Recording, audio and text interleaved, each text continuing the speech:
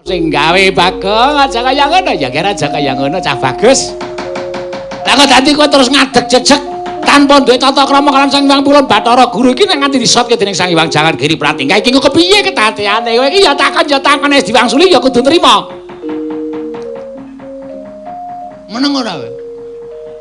Sadurunge aku munggah mrene napuk cangkem wong gletak mlebu Nanti ayo. Nanti kan sok nggo ngelawat UGD, UGD.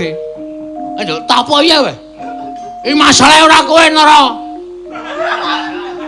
Masalah karo iki aku. Ora samelu-melu iki ming apa timun wungkuk jaga imbuh. Wah, lah setan ya. Dewa kok denekke timun wungkuk jaga imbuh. Piye? Pukulun. Kula nyuwun keterangan.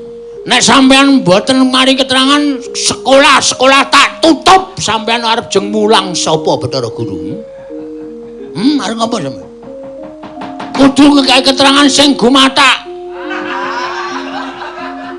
Wah, nesu kok suarane kok kleru.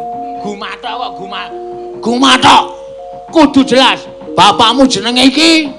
Nek sampean ora iso duduke kula ora nrimake. Yakin niku setan ndelok jam. Wah nggih. Kula ora nrimake. Kula tetep kudu protes kalian Sang Hyang Pikulun Jagat Giri Pratingga. Bromo. Ora ana. Udus kowe. Niki sing nganu Endra kok Bromo. Di guru kaya gugup kaya ngatur mripat. Wonten paningal kula Bromo menika ketingal. Ora iso Bromo lagi adang kok.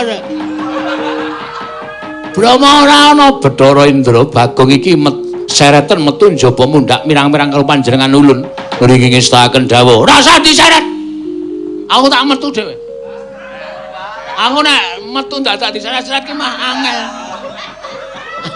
angel yakin wis tak metu dhewe ning titenono tak tunggu nang repat kepanasan nganti telung kedheping paningal nek pukulun ora rawuh piyambak teng repat kepanasan paring dawuh bab tiyang sepuh kula. Dewa-dewa kayangan tak gawe sungsang bawana balik.